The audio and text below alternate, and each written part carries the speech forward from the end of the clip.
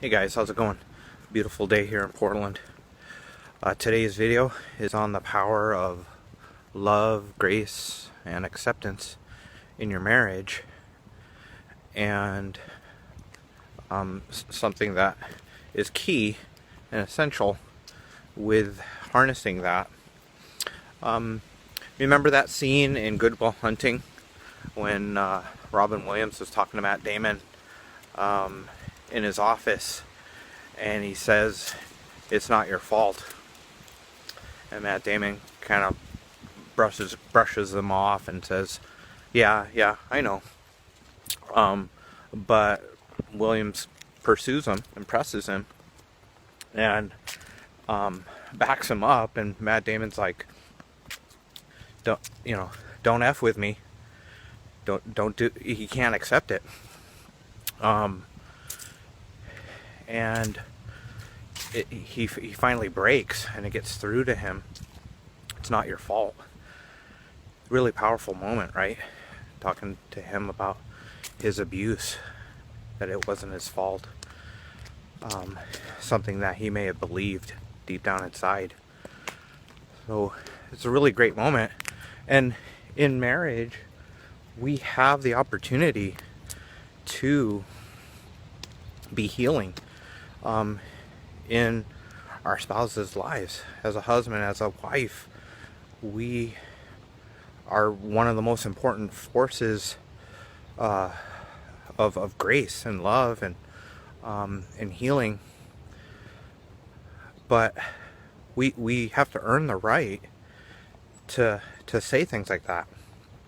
Like, I love you. I love you is so important. Like, we need to be loved and accepted.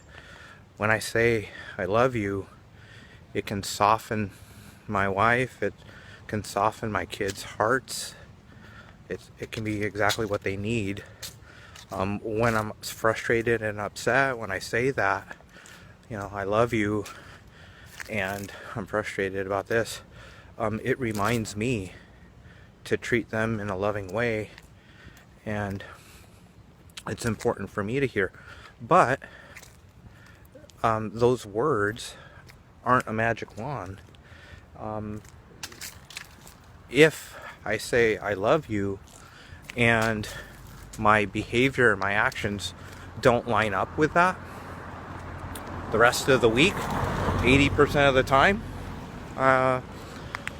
then not only are they not powerful and healing and helpful, they can actually be harmful and hurtful. Because trust is the foundation of our relationships. And if I say I love you and my behavior doesn't line up with my words, it hurts. And it breaks trust. It erodes the foundation of trust. Same thing with things like, it's not your fault. Like, if you say, you give lip service to it's not your fault, but the rest of the week you do make it their fault. You blame them, you criticize them, your spouse, you tear them down. It's hypocritical. It's not true. It's not the reality that they're experiencing. Same thing with things like you're not the enemy. I saw this recently where one spouse turned to them and said, you're not the enemy, I'm not the enemy. And the spouse couldn't accept it. They just looked down.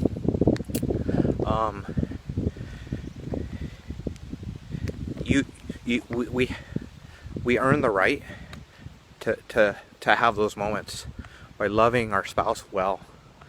And if your spouse has gone through traumatic things when they're younger and have trouble being vulnerable and trusting, that can be tough to work through. Or if you guys have a history that's negative, or you have lots of healing to do, I'm not your enemy. It's not a magic wand. If when you're in conflict, you fight dirty, you hit below the belt, you don't you don't forgive. If you're so before you can say you're not the enemy, ask yourself if you really believe that, and do your actions and the way you speak to your spouse, does it truly communicate the truth of that you love them, that you forgive them, that you trust them, that you believe in them? I hope so. I hope so. If you watch this and realize what you tell your spouse isn't lining up with what your behavior is towards them, don't get discouraged. Just make some changes. Don't get overwhelmed if you don't know where to start. You know, in the 24 years that I've been married, probably 20 of that, or maybe 15 of that, I've worked 2 jobs, and then the rest of it I was in grad school. Okay, so really super busy. Like, quality time was at a, was scarce a lot of the times in there. But communicating with my wife and my kids how important they were, and making the most of the time was really important to show them how much I love them, how important they are to me. Even just communicating, we're not where we want to be or need to be, but I wish we were. I don't like how hard it is right now, and I'm sorry for how it's been. Even just that small gesture, that small step, and then making changes. Not just the words, but making small changes can be huge and significant. So whatever that is, the next best step, I hope you take it.